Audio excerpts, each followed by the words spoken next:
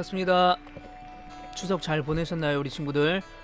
네, 2020년 10월 4일 중고등부 온라인 예배, 이번 주도 변함없이 이렇게 영상으로 예배드리게 되었습니다. 하루빨리 코로나19가 잘 끝나고 또 잠잠해져서 함께 우리가 모여서 찬양하고 예배할 날을 기대해 봅니다. 이 시간에 기도함으로 주님 앞에 예배 가운데 나아가도록 하겠습니다.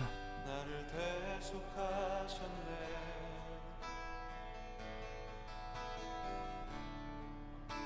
예수의 보혈이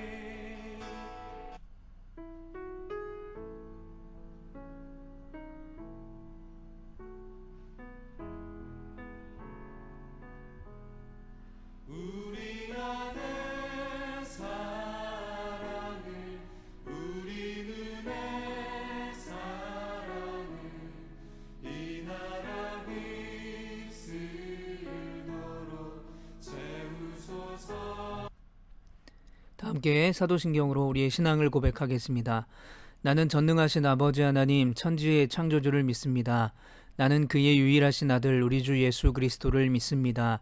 그는 성령으로 잉태되어 동정녀 마리아에게서 나시고 본디오 빌라도에게 고난을 받아 십자가에 못 박혀 죽으시고 장사된 지 사흘 만에 죽은 자 가운데서 다시 살아나셨으며 하늘에 오르시어 전능하신 아버지 하나님 우편에 앉아 계시다가 거기로부터 살아있는 자와 죽은 자를 심판하러 오십니다. 나는 성령을 믿으며 거룩한 공교회와 성도의 교제와 죄를 용서받는 것과 몸의 부활과 영생을 믿습니다. 아멘. 네, 이 시간에는 우리 함께 영상을 보면서 찬양하기를 원합니다. 이번 주는요, 특별히 유튜브에서 나오는 영상을 우리가 함께 보면서 그 영상에 나오는 가사를 또 묵상하고 또 그 가사의 고백대로 또 승리하며 또 주님을 가까이 하는 이 한 주가 되기를 원하는 마음으로 우리 시간에 함께 찬양하겠습니다. One, two, three, four. 승리하였네. 어린이 양의 모양으로 우린 노년의 능력으로 서리라. 승리하였네. 어린이 양의 모양으로 주에게 승리 주게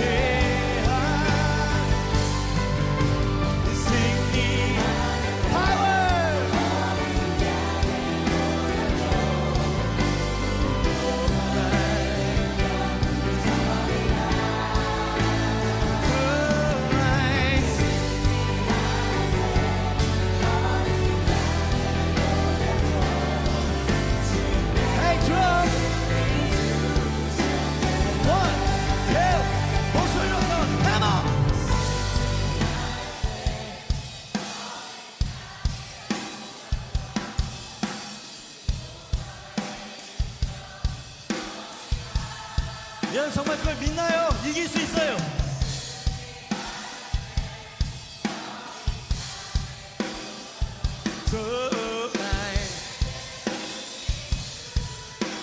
자, 우리 자매님들만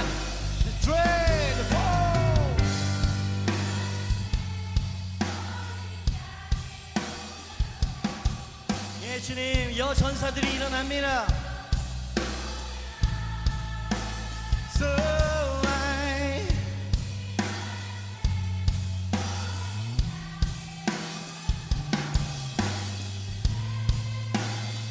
자, 우리 믿음의 형제들, one, two, three, four.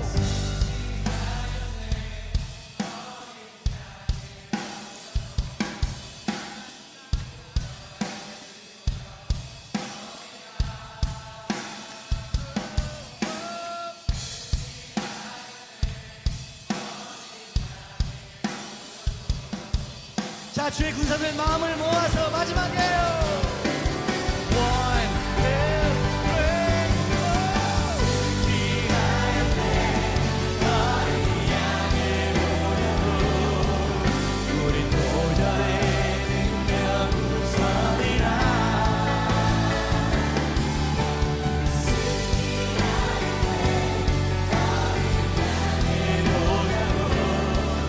주에게 승리 주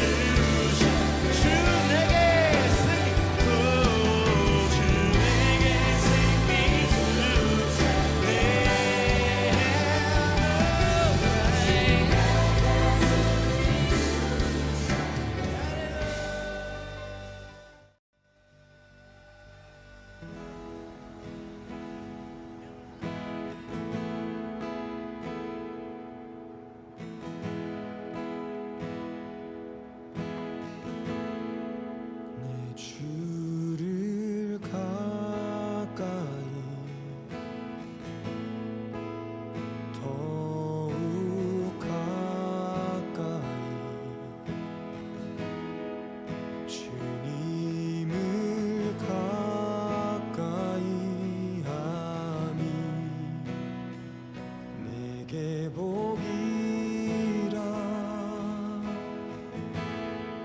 내 평생 소원은 내 평생 소원이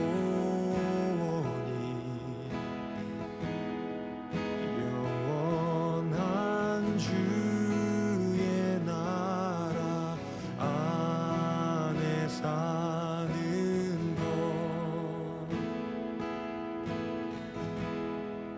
내 주를 가까이 더욱 가까이 주님을 가까이 하니 내게 복이라 내 주를 가까이 더욱 가까이 주님을 가까이 함이 내게 복이라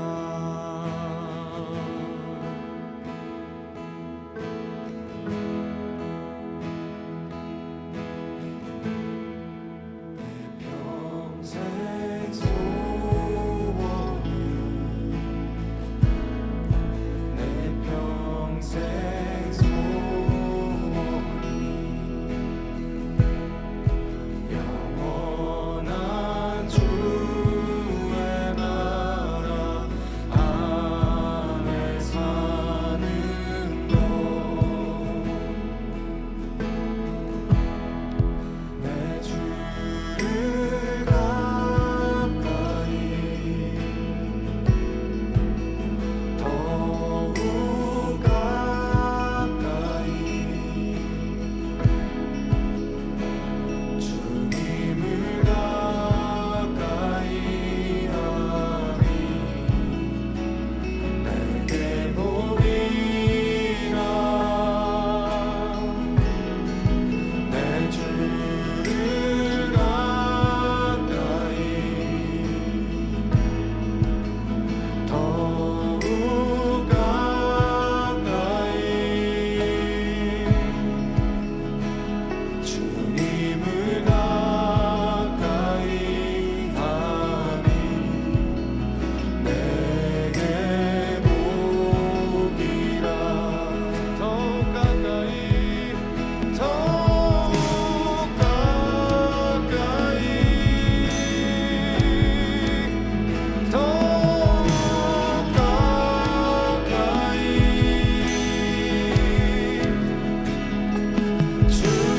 주님 앞에 나아갑니다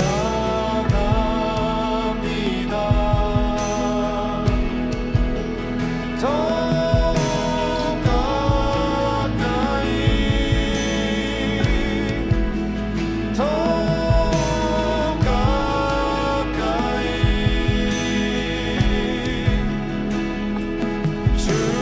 주님 앞에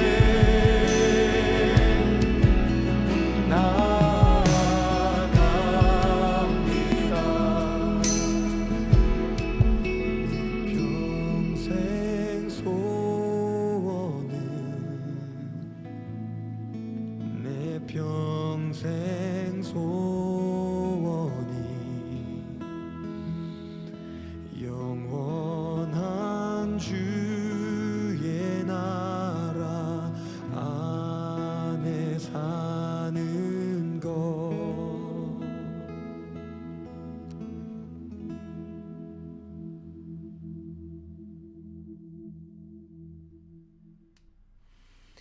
네, 여러분 우리가 고백한 찬양의 가사를 기억하면서 함께 기도하길 원합니다. 주님, 우리가 어려운 코로나19의 상황 가운데도 이 주의를 끝까지 지키게 하시고 열심히 예배드리게 하셔서 주님을 더 가까이 하며 주님과 더욱더 가까이 살아갈 수 있는 우리가 될 수 있도록 주님 인도하시고 무엇보다 주님의 은혜 또 주님께서 십자가에 달려 돌아가셨지만 결국 그 십자가의 사건이 사단의 권세를 이기시고 승리한 사건임 우리가 기억하게 하셔서 우리도 이 어려움을 이기고 승리할 수 있는 하나님의 자녀 될 수 있도록 주님 인도하여 주시옵소서. 우리가 이러한 마음으로 주님 앞에 찬양을 올려드렸습니다.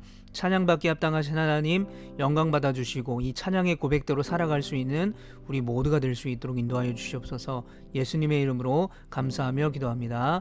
아멘.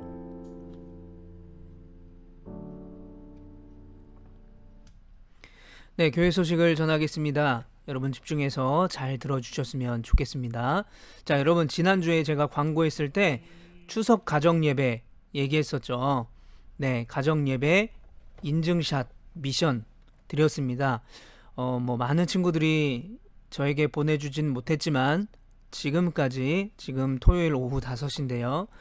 지금까지 저에게 보내주신 친구들에 한해서 점수를 드리도록 하겠습니다.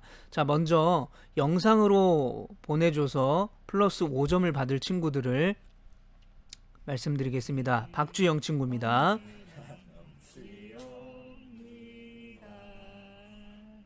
네, 이렇게 영상을 찍어서 보내줬습니다. 감사합니다. 가정 가운데 하나님의 은혜가 있기를 소망합니다. 자, 또 한 명의 친구는 김하진 친구입니다. 고2이고요. 네, 열심히 예배드려 주셔서 감사합니다. 하나님께서 기뻐하실 것입니다. 또 5점 받을 친구는 서하민 친구입니다. 대가족이에요. 네, 친척들까지 다 모여서 같이 가정 예배를 드린 것 같습니다. 이 가정 가운데도 하나님의 은혜와 축복이 가득하기를 소망해 봅니다. 자, 영상은 아니지만 사진을 보내주신 친구가 있습니다. 이채희 친구고요. 플러스 4점을 드리도록 하겠습니다. 자, 여기까지 총 4명의 친구가 이 영상과 사진을 보내주셨습니다. 많은 친구들이 보내진 않았지만 소수의 친구들이지만 정말 이 소수의 친구들이 예배를 드렸다라는 것, 이 명절에 가족끼리 함께 모여서 예배를 드렸다는 것에 더욱더 하나님 앞에 감사하고 참 은혜가 되고 기쁨이 되는 것 같습니다. 박수하겠습니다. 감사합니다. 자, 그래서 네, 추가로 우리 한 분의 선생님이 계십니다. 김형덕 선생님은 영상 통화를 하시면서 동생분과 함께 모여서 예배드리지 못하지만 저렇게 영상 통화를 하시면서 같이 예배를 드리셨다고 합니다. 추석이지만 모이지 못하는 이 코로나19의 상황에서 아주 잘 대처하신 것 같고 또 번거로울 수도 있고 귀찮을 수도 있는데도 불구하고 이렇게 예배 드림에 힘써 주셔서 너무나 감사드립니다. 우리 김영덕 선생님에도 박수를 드리고요. 제가 부족하지만 커피 쿠폰을 꼭 보내드리도록 하겠습니다. 감사합니다.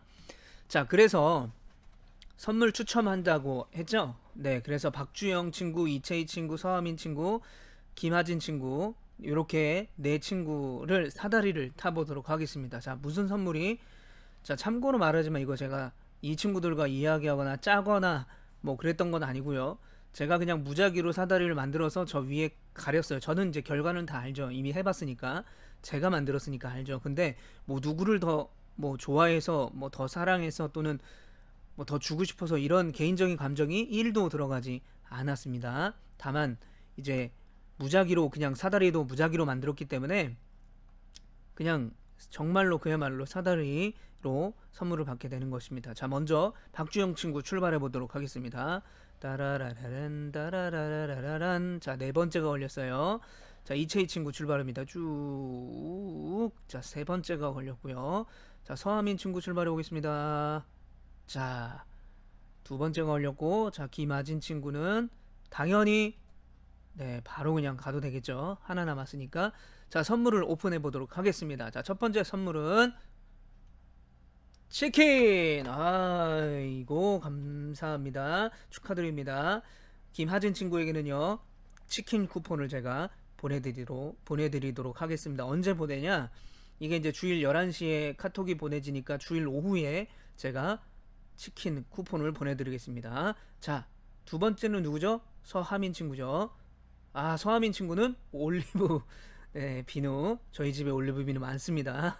제가 이스라엘 가서 사온 올리브 비누 2개도 드릴 수 있어요. 제가 예배가 재개되면 그때 만나서 올리브 비누 꼭 드리도록 하겠습니다. 제가 혹시 까먹을 수 있으니까 우리 서하민 친구는 목사님 집에 있는 올리브 비누 꼭 갖다 달라고 꼭 얘기해 주셨으면 좋겠습니다.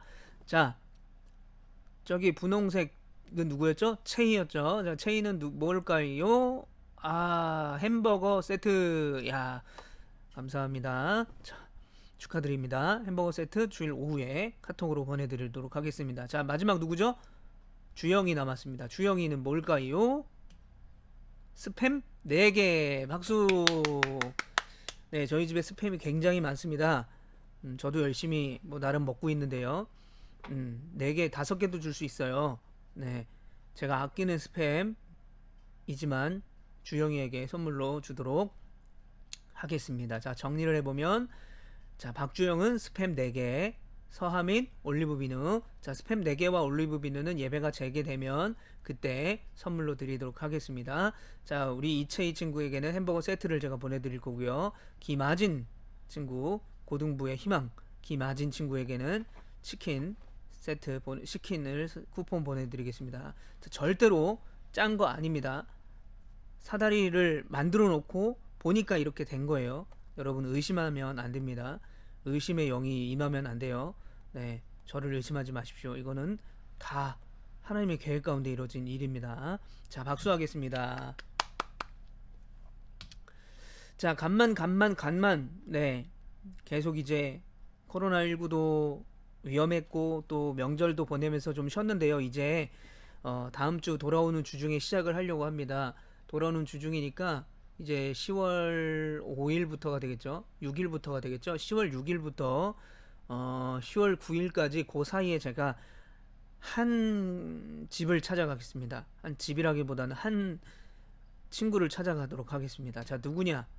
네, 10월 6일과 9일 사이에 신승주, 신승아, 네, 영상 예배 퀴즈 한 번도 저에게 카톡을 안 보내준 신승주, 신승아 찾아가서 간만 프로젝트를 하고 오겠습니다. 두 친구를 찾아가서 퀴즈도 내고 또 선물도 드리고 또 근황도 확인하고 그렇게 오도록 하겠습니다. 혹시나 하고 싶은 친구들은 솔직하게 빼지 말고 저에게 이야기해 주시고요. 뭐 분명히 저한테 미리 얘기하지 않을 거 알고 있어요. 그래서 제가 이렇게 지목해서 그냥 찾아가려고 합니다. 지목당하면 순순히 따라와 주셨으면 좋겠습니다. 개인적으로 제가 신승주와 신승아 친구에게 연락해서 만남의 장소를 정하고 찾아가도록 하겠습니다. 자, 광고할 때까지 모든 예배는 비대면 예배로 드립니다. 10월 11일까지가 11일 주일까지가 경주시에서 지정한 비대면 예배를 권장하는 시간입니다. 그래서 10월 18일 날 오픈할 예정입니다. 여러분 끝까지 영상으로라도 예배 열심히 참여해 주셨으면 좋겠습니다. 자, 그래서 10월 18일 날 예배가 오픈하게 되면 딱 10월 11일까지 여러분들 체크를 해서 10월 18일에 저렇게 시상을 할 수 있도록 하겠습니다. 여러분들 끝까지 열심히 참여해 주시고요. 뭐 나에게는 아직 기회가 없어 라고 하는 친구들이 있을 텐데 참가상도 있어요. 분명히 1점이라도 참가만 하면 선물을 드리니까요. 여러분 꼭 열심히 끝까지 많은 친구들이 참여해 주셨으면 좋겠습니다. 자, 그리고 여전히 제 유튜브 채널에 영상을 올립니다. 그리고 지난 영상 올렸던 영상들도 있습니다. 여러분들 한 번씩 쭉 봐주시고요. 댓글과 또 좋아요와 구독을 눌러주면 좋겠습니다. 그리고 이번 주도 댓글을 열심히 남겨주시면 점수를 드리도록 하겠습니다. 이번 주에는요, 특별히 댓글에 정성이 보이거나 또는 댓글을 굉장히 열심히 달아주는 친구에게는요, 플러스 3점에 플러스 1점을 더 드리도록 하겠습니다. 그냥 일반 댓글 점수는 플러스 2점이고요. 제가 보기에 이 댓글은 참 정성이 있다 또는 열심히 댓글을 적은 것 같다 그러면 플러스 점수를 한 번 더 드리도록 하겠습니다. 열심히 참여해 주시기를 부탁드리겠습니다. 자, 지난주에 저희가 같이 영상으로 예배드렸던 거에 대해서 댓글을 남겨주신 친구도 있습니다. 박진희, 박주영, 김민규, 정찬훈, 서하윤, 서하민, 박채은, 이채희, 김하진, 그리고 명탐정 코난 친구. 네, 누군지 모르겠어요. 실명을 밝혀주셔야 되는데 실명을 안 밝히고 명탐정 코난이라고만 되어 있습니다. 자, 혹시나 지금 내 유튜브 아이디가 명탐정 코난이라고 하는 친구는 반드시 이번 주에 댓글을 실명으로 달아주시기를 부탁드리겠습니다. 그래서 점수를 못 줬어요. 누군지 몰라가지고. 자, 그리고 댓글 해주신 선생님은 민영기 선생님, 전봉호 선생님, 최기재 선생님, 김영덕 선생님입니다. 감사합니다. 앞으로 더 많은 친구들이 댓글과 또 좋아요를 눌러주시고 또 우리 선생님들도 더 많은 선생님들이 같이 댓글로 참여해 주시면 너무나 감사하겠습니다. 네, 현재 미션 순위를 보도록 하겠습니다. 자, 이게 지난주 순위고요. 네, 지난주 순위인데 이번 주에 순위가 바뀌었어요. 그 추석 예배 인증샷 요거 때문에 바뀌었습니다. 자, 오픈해 보겠습니다. 짜잔.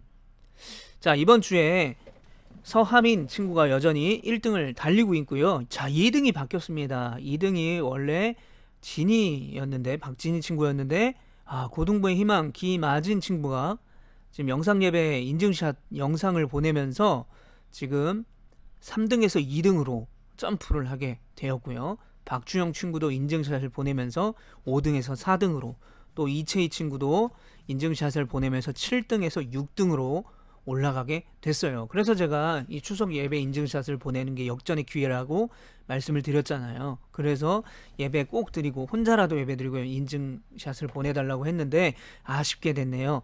그래서 이번 주 순위는 서하민이 1등, 2등이 3점 차이로 김하진 친구가, 3등 22점으로 박진희 친구, 4등이 박주영 친구인데요. 3등하고 1점 차이밖에 나지 않습니다. 자, 5등이 박채은 친구고요. 6등이 이채희 친구입니다. 자, 분발해 주시고요. 더 많은 친구들이 함께 참여해 주셨으면 좋겠습니다. 자, 퀴즈 요 번호로 문제를 잘 보고 풀어서 카톡으로 보내주시면 되겠습니다. 자, 퀴즈. 자, 문제를 잘 보고 여러분 풀어보시길 바랍니다. 베드로가 예루살렘을 떠나갔던 옛 사마리아 수도는 어디일까요? 베드로가 예루살렘을, 지난주 말씀해 보면 예루살렘을 떠났잖아요. 그리고 목적을 두고 갔어요. 거기가 어디일까요? 1번 루다, 2번 룻다, 3번 룻달, 4번 룻다, 5번 수가. 정답은 몇 번일까요? 자, 첫 번째 문제고요. 이번 주에는 두 문제입니다. 두 번째 문제. 베드로가 루다에 가서 치료한 애니아는 몇 년 동안 중풍병을 앓고 있었나요? 자, 주관식입니다. 힌트는 오른쪽 하단에 보면 그림에 있어요. 자, 몇 년일까요? 카톡으로 보내주시면 감사하겠습니다. 자, 이번 주는요, 이렇게 두 문제입니다. 자, 복습해 보겠습니다. 지난주에는 우선순위에 대한 이야기를 했습니다. 베드로가 분주하고 바쁜 예루살렘 교회 사역, 그것도 중요한 사역이었지만 목적을 가지고 루다로 내려가고, 루다로 내려가는 것이 어떤 게으르거나 시간적인 여유가 있고 놀러가는 것이 아니라 하나님의 부르심에, 또 땅끝까지 복음의 증인이 되라고 말씀하신 하나님의 명령에 순종함으로 내려갔고 애니아의 중풍병을 고치게 되었다라고 말씀을 드렸어요. 그러니까 우리에게는 뭐가 중요하다? 우선순위가 중요하다. 내 눈에 보이는 크고 내 눈에 보이는 급한 문제부터 하는 것이 아니라 정말 영적으로 중요한 일을 해야 된다. 그래서 마리아 마르다 이야기했잖아요. 그래서 마리아는 예수님 발치 앞에 앉아서 예수님 말씀을 듣고, 마르다는 당연히 예수님의 먹을 것을 대접해야 되니까 먹을 것 대접하느라고 예수님의 음성을 듣지 못했죠. 그리고 마르다는 마음이 분주했어요. 왜요? 혼자 일하니까 바쁜 거죠. 그리고 동생은 안 도와주고 눈치 없이 저렇게 가만히 앉아있고 예수님 음성만 듣고 있으니까 얼마나 짜증이 나요. 그런데 예수님이 뭐라고 말해요? 마르다가 예수님을 만났음에도 불구하고 여전히 예수님을 대접하는 일 때문에 분주하고, 또 동생이 눈치 없이 앉아있는 걸 보고 또 그것 때문에 짜증내고 하는 거를 보고 염려하고 근심하지 말라. 우선순위가 뭔지를 정확히 알라라고 이야기를 하시는 거죠. 그래서 우리에게도 이런 우선순위가 필요하다. 라는 것입니다. 그래서 베드로가 그 우선순위에 따라서 부르심에 따라서 애니야를 고치게 되는 역사가 루다에 가서 일어나게 되었다. 그게 바로 지난주 말씀이었습니다. 자, 지난주의 말씀에 이어서 이번 주도 사도행전 말씀을 함께 나누도록 하겠습니다. 오늘 본문 말씀은 사도행전 4장 1절부터 4절 말씀이고요. 제목은 고난이 시작되다 라는 말씀의 제목입니다. 먼저 사도행전 4장 1절부터 4절 말씀을 같이 읽어보겠습니다. 여러분들 성경책 갖고 있죠? 들고 있죠? 지금 성경책 안 갖고 있는 친구들이 한 3명 있는 것 같아요. 네, 다 보고 있습니다. 여러분, 하나님이 여러분들 보고 계십니다. 자, 예배 드릴 때는 성경책 꼭 들고 갖고 있어야 돼요. 자, 찾아봅니다. 신약 사도행전 4장 1절부터 4절. 자, 우리 찾았으면 같이 한번 읽겠습니다.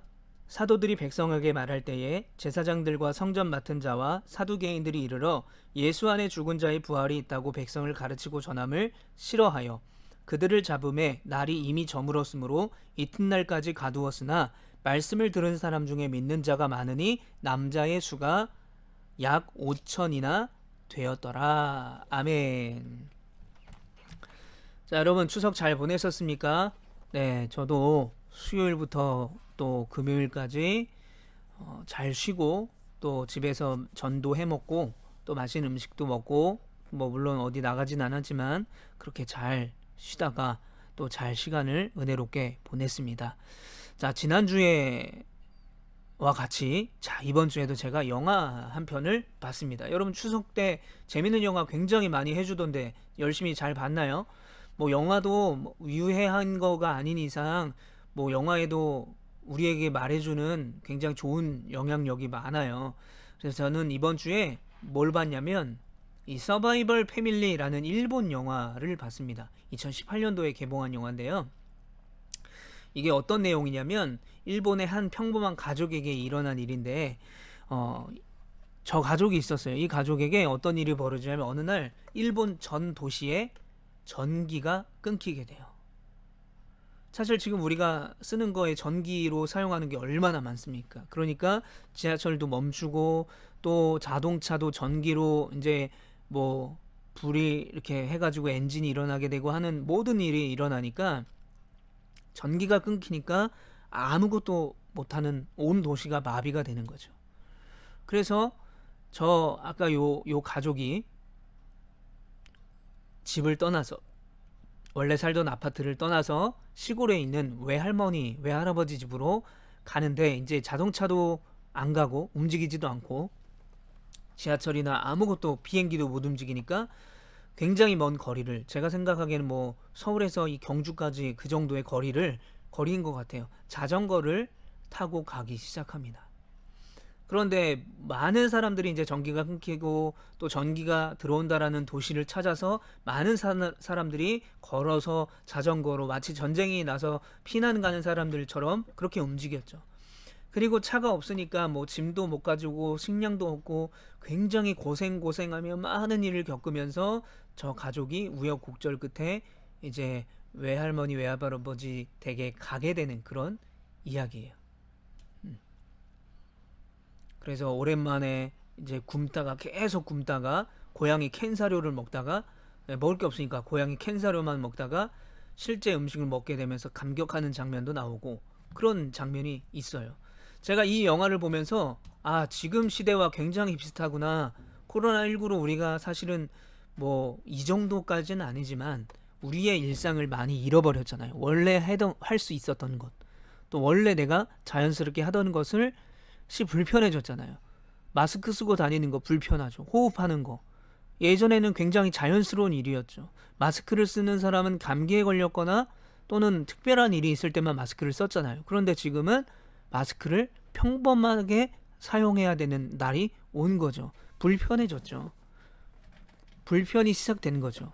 어디 나가지도 못하고 사람 많은 곳에 가지 못하고 또 그러다 보면 여러 가지 사람이 만나는 활동으로 이루어지는 경제 생활이나 또는 학교 생활이나 여러 가지가 제약이 받게 되죠. 불편해요. 불편함이 시작하고 힘듦이 시작되는 거예요. 코로나19랑 너무 비슷하다. 전기가 끊어지니까 인간이 할 수 있는 것이 아무것도 없구나 라는 것을 제가 저 영화를 보면서 알게 됐어요.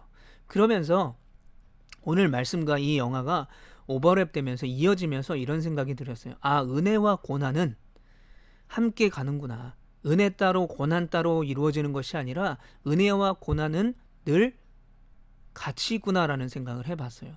성경을 찾아봤더니 이런 말씀이 있는 거예요. 빌립보서 1장 29절 보니까 그리스도를 위하여 너희에게 은혜를 주신 것은 다만 그를 믿을 뿐 아니라 또한 그를 위하여 고난도 받게 하심이라.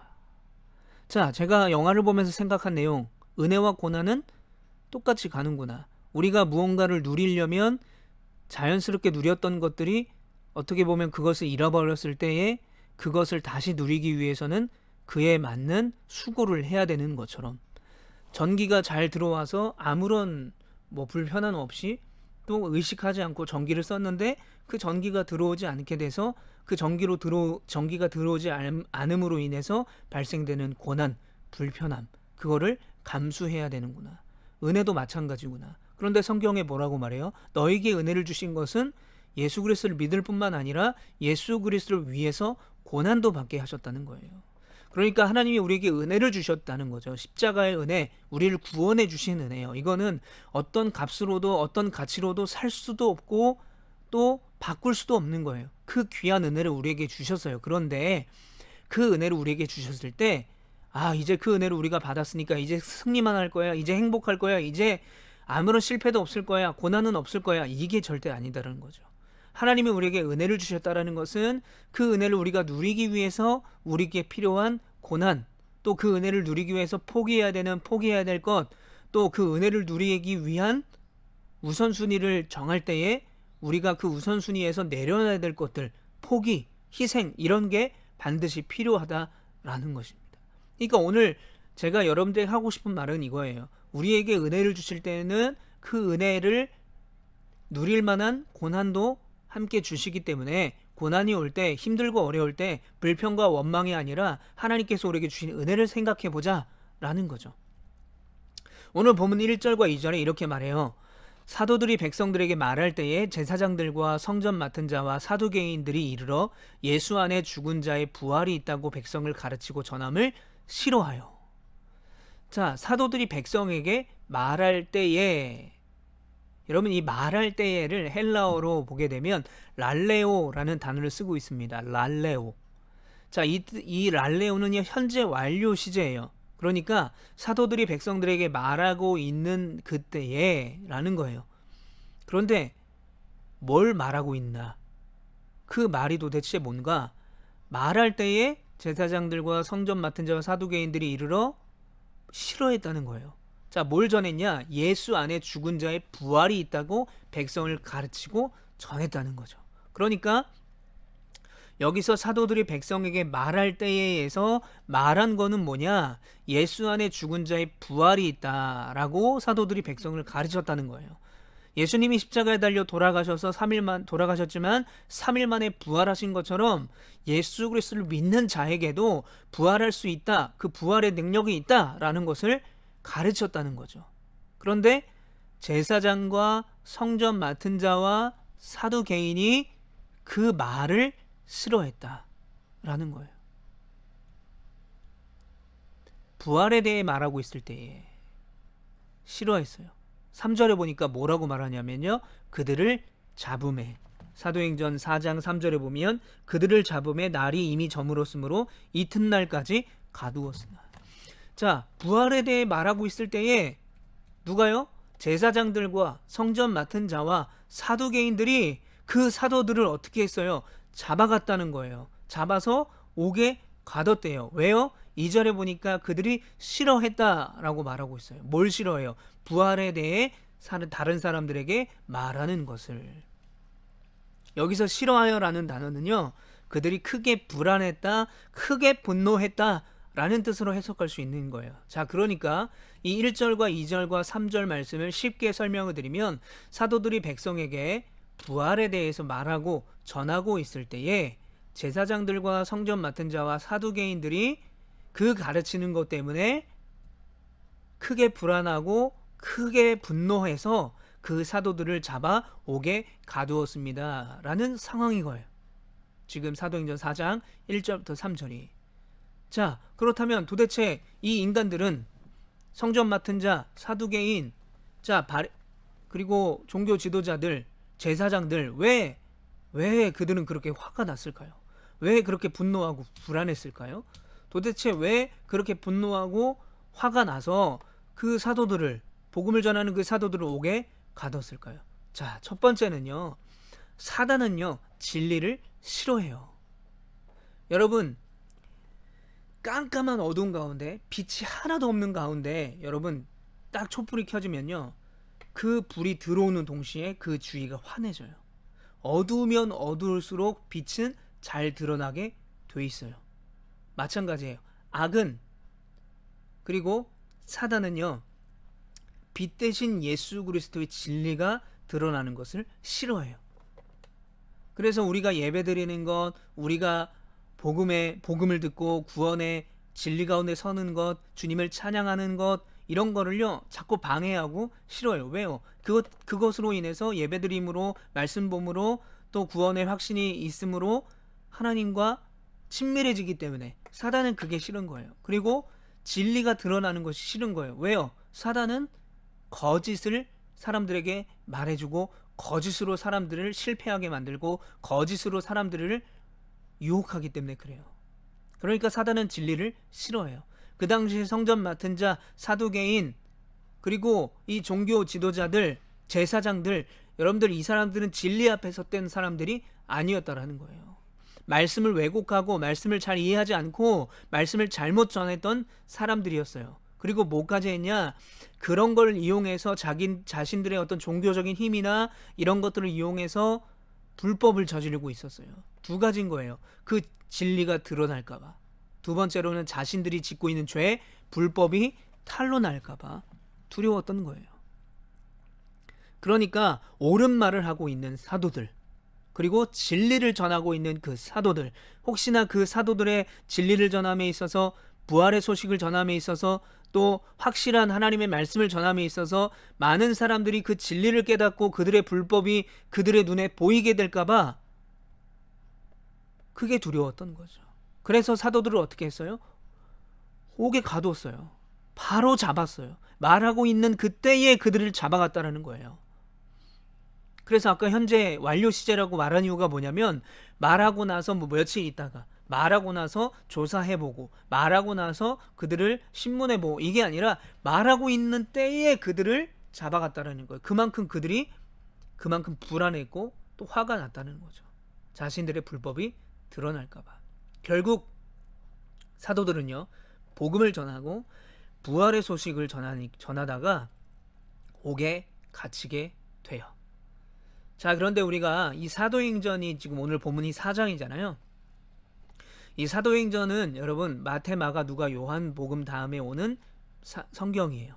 즉 예수님의 제자들이 예수님이 죽고 3일 만에 부활하신 다음에 제자들과 40일 동안 같이 계시다가 어떻게 돼요? 하늘로 승천하시잖아요. 그리고 그들에게 뭘 약속하셔요? 보혜사 성령님을 약속해 주세요. 그러니까 제자들에게, 야, 너희들이, 내가 비록 지금 하늘로 올라가고 내가 너희들 곁에 없지만, 그리고 여전히 너희들은 다른 사람들에게 표적이 되고 나를 믿었던 것, 나를 따랐다는 것만으로도 다른 사람들이 너희들을 공격하고 비난할 수 있겠지만, 그래도 예루살렘을 떠나지 말고 그곳에서 기도함으로 내가 너희에게 나 대신 보내줄 그 보혜사 성령님을 기다려라 라고 했어요. 그래서 예수님의 12명의 제자들과 또 그 12명의 제자들이 또 복음을 전해서 만들었던 제자들 총 합쳐서 120명이 마가의 다락방에서 그 하나님 예수님이 약속하신 성령님을 기다리다가 어떻게 돼요? 제자들이 성령이 임하게 돼요. 불같은 성령이 그들의 머리 위에 떨어져서 성령 충만한 역사를 경험하게 되는 것이 사도행전 1장과 2장이에요. 그리고 2장에 보면 그렇게 성령 충만함을 받았던 120명의 중에 또 그 12명 제자 중에 베드로가 첫 설교를 합니다. 예수님의 제자들 중에 최초로 사람들 앞에서 그 복음을 전했다는 거죠. 그런데 그때 어떻게 돼요? 3,000명이나 되는 사람이 한 번도 여태까지 한 번도 설교를 해본 적이 없는, 그리고 똑똑하지 않았던 어부였던 베드로, 언변이 뛰어나지 않았던 베드로였는데 그 베드로의 설교 때문에 3천 명이요 어떻게 돼요? 그 말씀을 듣고 회개하고 세례를 받게 됐어요. 지금으로 따지면 제가 만약에 베드로라고 치면 제가 설교를 했는데 3천 명이나 되는 경주 사람들이, 교회를 다니지 않고 하나님을 몰랐던 사람들이 교회를 다니기 시작했다는 거예요. 자, 이런 역사가, 성령 충만함의 역사, 큰 역사가 일어났고, 2장에는 또 베드로의 설교를 통해서 3천 명이 세례를 받는 정말로 놀랍고도 큰 역사가 계속해서 일어나요. 자, 그리고 사도행전 3장에 가면 베드로와 요한이 어떻게 됩니까? 이제는 말씀을 전했을 때 그 말씀을 듣고 사람들이 회개하고 하나님께 돌아오는, 예수님께 돌아오는 역사가 일어날 뿐만 아니라 병을 고치는 역사까지 일어나요. 베드로와 요한이 나면서부터 걷지 못한 자를 고쳐줘요. 사람들이 보고 놀래죠. 저 사람이 나면서부터 여기 성전 미문에 앉아있던 사람 아닌가? 어떻게 됩니까? 이 사람이 성전에 들어가서 뛰고 예배하며 하나님을 찬양하죠. 이런 역사, 놀라운 역사, 기적 같은 역사들이 계속해서 사도행전 1장, 2장, 3장에 일어나게 된다는 거죠. 소위 말해서 초대교회의 사도행전 1장부터 3장은요, 초대교회가 잘 나가는 역사가 일어나요. 계속 승리해요. 성령 충만함 받죠. 3천 명이 회개했죠. 또 베드로와 요한은 나면서부터 걷지 못한 자를 일으키죠. 그러니까 사람들이 그 사람들 주목하기 시작하고, 이 초대교회가 막 승승장구하기 시작해요. 대박이 난 거예요. 계속 승리해요. 자, 그런데 오늘 본문은 4장이에요. 오늘 본문 4장에는 무슨 일이 벌어지냐면요, 그렇게 잘 나가던 사도들이 막 3천 명이 회개하고 베드로와 요한이 나면서부터 걷지 못한 자를 치유하고 막 이런 역사를 일으키다가 4장에 어떻게 됩니까? 성전 맡은 자와 제사장들과 사도들이 부활의 소식을 전하니까 그게 듣기가 짜증나고, 자신들이 잘못하고 있고 불법을 저지르고 자신의 죄들이 드러날까봐 사도들을 옥에 가둬놨어요. 자, 여기까지 보면 소위 말해서 대박치고 잘 나가던 이 초대교회가, 사도들이 실패를 맛보게 되는 일이 벌어지게 되는 거죠. 베드로와 요한은요, 공회에 가서 많은 사람들 앞에서 신문을 받게 돼요. 그러니까 잘 나가던 이 초대교회 가운데, 또 사도들의 사역 가운데 제동이 걸리고 또 고난이 시작되고 실패가 시작되고 있었다. 바로 그게 오늘 본문 4장이에요. 계속 승리하던, 기적을 막 일으키고 역사를 일으키고 사람들의 주목을 받고 놀라운 역사를 일으켰던 이 초대교회와 사도들의 사역 가운데 고난이 시작되었다라는 겁니다. 자, 그런데요, 4장 4절에 보면요, 이런 말씀이 나옵니다. 함께 읽겠습니다. 말씀을 들은 사람 중에 믿는 자가 많으니 남자의 수가 약 5천이나 되었더라. 몇 명이요? 5천. 몇 명? 5천 명. 누가? 남자가 5천 명이에요. 여러분, 이 당시에는요, 오해하지 말고 들으세요. 우리 자매 친구들, 여자 친구들. 이 당시에는요, 어린 아이와 여자는 숫자에 들지 못했어요. 그러니까 남자의 수가 5천이다라는 것은 5천보다 더 믿는 사람이 많았다, 적었다? 많았다라는 거죠. 5천 플러스 알파가 있었다는 거예요. 이게 몇 명인지 모르겠지만 남자만 5천 명이에요. 그러니까 그 남자들의 부인이나 애들도 포함하면 훨씬 더 많았겠죠. 제가 봤을 때는 묻고 더블로가 2배는 됐을 거예요. 그러니까 잘 나가던 초대교회 가운데 또 정말로 역사를 일으키고 하나님의 은혜가 충만하고 막 능력이 나타나며 3천 명이 회개하고 성령 충만함 받고 또 나면서부터 걷지 못한 자가 막 일어나고 회복되는 역사가 막 일어나고 있는데, 그때 사도들이 붙잡혀서 옥에 갇히게 돼요. 고난이 시작되는데, 여러분, 고난이 시작되는데 어떻게 됩니까? 4절에 보니까 그런 고난이 시작되었음에도 불구하고 사도들이 옥에 갇혀서 복음을 전할 사람이 없었음에도 불구하고 그 말씀을 들은 사람 중에 믿는 자가 5천 명이 되었다는 거예요. 하나님의 역사는 계속되었다는 거예요. 사도들이 옥에 갇혔지만, 고난이 시작되었지만 은혜는 계속되었다라는 겁니다. 오히려 그때보다 전보다 더 많은 사람들이 예수를 알게 되었다라는 거예요. 고난은 있었지만 그 고난을 덮고도 남을 충만한 은혜와 능력이 그 가운데 있었다라는 것입니다.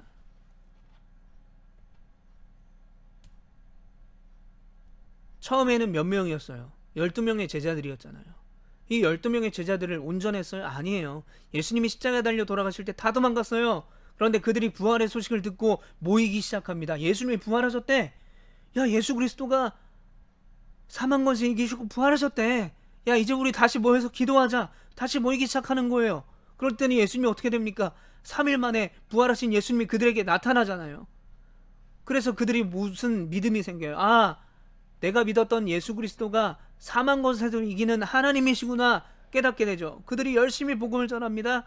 그리고 예수님이 3일 만에 부활하시고 그들과 40일 동안 있다가 하늘로 승천하셔서 성령님을 보내주시고, 그 오순절 마가의 다락방에서 이 제자들이 성령 충만함 받아서 어떻게 됩니까? 120명의 사람들이 베드로의 설교 때문에 3,000명이 회복돼요. 3,000명이 회개하게 돼요. 그리고 사도들이 오늘 본문 4장에 보면 옥에 갇혔어요. 부활의 소식을 전하고 능력을 전하고 복음을 전하다가 잡혀가요. 그런데 어떻게 됩니까? 3,000명, 베드로가 설교했을 때는 3,000명이 회개했는데 믿는 자의 수가 5,000명 플러스 알파 6,000명, 7,000명, 8,000명, 10,000명 부흥한다라는 거예요. 고난 속에 부흥이 있었다는 거예요. 고난은 있었지만, 위기는 있었지만, 어려움은 있었지만, 실패는 있었지만, 그보다 더 큰 하나님의 역사와 능력과 부흥이 그 가운데 있었다는 거죠. 다시 영화 얘기로 돌아가면 이 서바이벌 패밀리의 처음 장면에 보면 전형적인 가족의 모습이 등장을 해요. 아버지는 세일즈맨이고 그러니까 직장인이죠. 그러니까 늦게 일찍 출근하고 늦게 퇴근해서 집에 오면요 TV만 봐요. 그리고 밥 먹고 들어가서 자요. 가족들과 자녀들과 뭐 대화도 나눌 그럴 시간도 없고 그런 노력도 하지 않아요. 어머니는 음식하기에 바빠요. 애들 챙기기에 바빠요. 남편 챙기기에 바빠요. 자, 저기 서 있는 친구가 아들은 이제 장남이죠. 저 아들은요 대학생인데 좋아하는 여자애가 있어요. 대학 학교 안에. 그 여자애를 어떻게 하면 사귈 수 있을까? 그거 고민하느라 바쁘고 또 학교 공부하느라 바빠요. 지금 저 맨 왼쪽에 테이블에 앉아있는 여자아이는 둘째 딸이에요. 딸은 뭐예요? 핸드폰 하기에 바빠요. 라인이라는 이제 뭐 저희 카톡이 있지만 일본 라인이라는 그 어플을 쓰잖아요. 친구들과 그 새벽까지 그 라인으로 계속 얘기해요. 근데 이제 뭐 영화의 한 장면에 잠깐 등장하는 내용인데 이제 이 딸이 라인으로 계속 톡을 하다가 자고 싶어요. 이제 그만하고 싶은데 계속 톡이 오는 거예요. 제가 예전에 들은 얘기가 있어요. 왕따를 당할 때 왜 왕따를 당하냐면 카톡을 하다가 다른 아이들이 카톡을 할 때 반응을 안 하거나 답을 안 하거나 또 그 그룹 카톡 사이에서 뭐 어떤 활동을 하지 않으면 왕따를 당하기도 한대요. 그러니까 저 딸도 친구들과 어떤 우정이나 이런 자기의 어떤 세력을 유지하기 위해서 자기도 좋아서 하지 않을 때가 있지만 그래도 열심히 잠을 자지 않고 톡을 라인을 하는 거예요. 그러니까 딸은 핸드폰만 붙잡고 살고 아들은 좋아하는 여자애 어떻게 사귈 수 있을까 고민하고 학교 공부에 빠져 있고 아버지는 돈 벌기에 바쁘고 어머니는 항상 그 아들과 딸과 아버지 챙기기에 바쁘고 전형적인 화합되지 않는 하나가 되지 않는 가족들의 모습이 보여요. 그런데 이들이 그렇게 신뢰하던 IT 기기, 핸드폰, 뭐 전기, 뭐 이런 것이 다 안 되니까 어떻게 돼요? 오히려 가족이 더 위기 속에 하나가 돼요. 같이 그 위기를 겪어내면서 외할머니 외할아버지 덕에 자전거를 타고 가면서 그 먼 거리를 몇백 킬로미터의 그 거리를 가면서 몇십 킬로미터의 거리를 가면서 서로 위기를 이겨내고 또 같이 위로해주고 하는 일들을 하면서 이제는 한 방향, 한 목적을 바라보며 가게 돼 있어요. 뿔뿔이 흩어져서 서로 다른 생각과 가치관을 가지고 살다가 저렇게 살다가 위기가 닥치고 고난이 닥치니까 어떻게 돼요? 오히려 하나가 됐어요. 오히려 한 방향을 바라보게 되고 이 영화의 결말은 어떻게 되냐면 저 가족이 더 화합하고 화목한 가정이 돼요. 여러분, 우리에게는요, 나에게는 나는 꽃길만 걸어야 돼. 나에게는 행복한 일만 있었으면 좋겠어. 나에게는 고난의 고자도 없었으면 좋겠어. 여러분, 고난이 없는 인생은 어찌 보면 더 슬픈, 그리고 더 실패한 인생일 수도 있다는 거예요. 시편 119편 71절에 이렇게 말해요. 고난당한 것이 내게 유익이라, 이로 인하여 내가 주의 율례를 배우게 되었나이다. 고난을 받은 것이 유익이래요.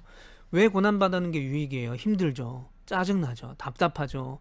겪지 않았으면 좋겠죠. 근데 왜 유익이래요? 그 고난 때문에 주님의 말씀을 배우게 되었다는 거예요. 그 고난이 없었으면 말씀을 가까이 하지도 않고 말씀에 관심도 없었을 텐데, 그 고난 때문에 이 시편 기자는 내가 주의 율례, 하나님의 말씀의 법을 배우게 되었다는 거예요. 로마서 8장 17절과 18절에도 이렇게 말해요. 자녀이면 또한 후사, 곧 하나님의 후사요 그리스도와 함께한 후사니 우리가 그와 함께 영광을 받기 위하여 고난도 함께 받아야 될 것이니라. 예수 그리스도와 함께 우리가 그 영광을 받기 위해서는요, 예수님이 십자가에 달려 돌아가신 고난이 있는 것처럼 우리도 이 땅을 그리스도로 살아갈 때에 당연히 우리에게 오는 고난을 함께 받아야 된다는 거예요. 생각건대 현재의 고난은 장차 우리에게 나타날 영광과 좋게 비교할 수가 없다는 거예요. 지금 우리에게 있는 잠깐의 고난, 잠깐의 힘듦, 어려움, 이거는요, 우리가 이 땅을 끝내고 하나님의 영원한 하나님의 나라에 갔을 때 우리에게 주어지는 영광과 비교할 게 안 된다는 거예요. 게임이 안 된다는 거예요. 그 영광이 훨씬 더 크다라는 겁니다. 여러분, 코로나19로 우리가 얼마나 힘들게 지내고 있습니까? 마음도 힘들고, 또 많은 일상이 바뀌었고, 또 바뀐 그 일상에 적응해야 되고, 또 우리가 그동안에 자연스럽게 했던 것들도 다 하지 못하게 되었잖아요. 그런데 여러분, 이 고난 가운데 분명히 우리가 이 고난을 치르고 나서 분명히 우리 가운데 바뀌거나 우리에게 좀 더 긍정적으로 다가오는 것이 있을 거예요. 그러니까 여러분, 이 코로나19를 보내면서 힘들다, 어렵다, 또는 그냥 아무런 생각 없이 무감각하게 코로나19가 왔나 보네, 걸리면 안 되지, 이렇게 생각하며 지내는 것이 아니라, 하나님이 이 코로나19 가운데 교회에게, 또 우리 가정에게, 또 우리 가족에게, 또 나에게 하시는 하나님의 말씀이 무엇인가, 하나님의 뜻이 무엇인가를 좀 분별할 수 있었으면 좋겠어요. 그리고 분명한 것은 은혜는 계속된다는 거예요. 하나님의 능력은 우리에게 계속된다라는 거예요. 그러니까 여러분, 포기하지 말고, 고난이 와도, 어려움이 와도, 힘들고 어려워도 그 고난을 이기고도 남을 하나님의 능력과 은혜는 변함없이 우리에게 계속된다는 것을 여러분 기억하시고, 고난이 시작되었을 때 오히려 그 고난 속에서 부흥하고, 그 고난 가운데서 그리스도의 복음을 온전히 전했던 오늘 사도들을 기억하면서, 여러분들도 이 코로나19를 보내면서 그러한 하나님의 자녀가 모두 다 되는 우리 중고등부 친구들 다 될 수 있었으면 좋겠습니다. 그래서 요한복음 16장 33절에 보면, 이것을 너희에게 이르는 것은 너희로 내 안에서 평안을 누리게 하려 함이라. 세상에서는 너희가 환난을 당하나 담대하라, 내가 세상을 이기었노라. 아멘. 이미 세상을 이기신, 사망 권세 이기시고 부활하신 예수 그리스도의 능력이 바로 우리에게 있다는 거예요. 그러니까 우리가 뭐 해야 돼요? 담대해야 되는 거예요. 여러분, 담대하게 이 코로나19를 이겨내고, 담대하게 어려움 속에서 예배하고, 담대하게 여러분 영상으로 주님을 예배하고, 또 말씀 보고 기도하는데 최선을 다해서 이 어려운 가운데도 믿음의 꽃을 아름답게 피워낼 수 있는 우리 모두가 되기를 간절히 축복합니다. 기도하겠습니다. 사랑의 하나님, 감사합니다. 고난이 시작되었지만, 환난이 시작되었지만 그 위기가 오히려 부흥의 기회가 되었고, 또 하나님의 은혜 자리로 나아갈 수 있었던 것을 기억합니다. 오늘 말씀의 사도들과 같이 우리도 이 코로나19의 어려움 속에서 오히려 복음의 아름다운 꽃을 피워내고, 예배함에 힘쓰고, 또 하나님의 말씀을 사모함에 힘써서 세상을 이기고 부활하신 예수 그리스도의 그 능력과 은혜가 우리 가운데 계속되어지고, 우리 가운데 승리로 다가오게 하여 주시옵소서. 예수님의 이름으로 감사하며 기도합니다. 아멘. 자, 여러분들 마스크 꼭 잘 끼고요. 또 개인 방역에 잘 힘써 주시고, 또 여러분 외식이나 이런 것들, 또 PC방, 또 여러분 놀러 가고 싶은데 이런 데 좀 조심하고 절제해서 우리가 또 10월 18일쯤 되면 이제 다시 예배 드릴 텐데 나뿐만 아니라 서로를 위해서 좀 더 절제하고 또 노력해 주셨으면 좋겠어요. 나 하나쯤이야 라는 생각이 아니라 나 하나로 인해서 파급이 될 어떤 영향력을 좀 생각하면서 여러분 선한 마음으로 또 절제하고 또 함께 이 위기를 이겨낼 수 있었으면 좋겠습니다. 자, 여러분 10월 11일쯤이라고 되어 있는데요. 10월 11일까지 우리가 비대면 예배로 드리고요. 10월 18일에는 예배를 오픈해서 같이 모여서 예배를 드리고자 합니다. 그러나 이 부분도 따로 광고를 반별로 선생님들이 연락을 해 줄 거니까요. 그 연락을 듣고 그 연락에 따라서 여러분들 행동해 주시면 되겠습니다. 무엇보다 여러분 끝까지 영상으로라도 예배를 열심히 참여해 주셨으면 좋겠습니다. 보니까 이제 늘 참여하는 친구들만 퀴즈를 맞추고 미션을 하게 되는데 그동안에 한 번도 참여하지 않는 친구들이 좀 이제 얼마 남지 않은 영상 예배 가운데 좀 참여해 주셨으면 좋겠습니다. 여러분 끝까지 예배 드리는데 힘써 주셨으면 좋겠습니다. 자, 요게 이번 주 문제입니다. 베드로가 예루살렘을 떠나갔던 옛 사마리아의 수도 어디일까요? 베드로가 루다에 가서 치료한 애니아는 몇 년 동안 중풍병을 앓고 있었나요? 자, 이 두 문제가 이번 주 퀴즈입니다. 아는 친구는 저에게 카톡을 보내주시면 점수를 드리도록 하겠습니다. 자, 이 시간에 우리 함께 기도하며 나아가겠습니다. 백성의 고통을 알고 부르짖음을 들으신 하나님, 우리의 피난처가 되시고 환난 중에 도움이 되시는 하나님, 모든 것을 협력하여 선을 이루게 하시는 하나님, 고통당하고 있는 모든 자들을 위로하시는 하나님, 모든 교회의 머리가 되시는 예수님, 세상에서 소외된 자 약자들을 불쌍히 여기시는 하나님, 우리 가운데 함께 하셔서 우리가 이 모든 어려움을 이겨내고 하나님의 은혜 가운데 승리하게 하여 주시옵소서. 이 나라와 또 우리 가정과 교회를 위해서 여러분 이 기도 제목 보시죠. 이 기도 제목 보시고 함께 같이 기도하는 시간을 갖도록 하겠습니다. 함께 기도하겠습니다.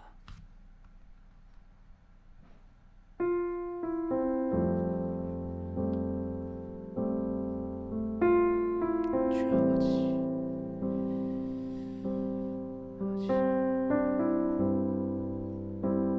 예수님의 이름으로 감사하며 기도합니다. 아멘. 여러분 우리는 언제나 어디서나 예배자가 될 수 있습니다. 한 주간 건강하게 하나님의 자녀로 승리하길 바랍니다. 우리 하나님께 영광의 박수 하겠습니다.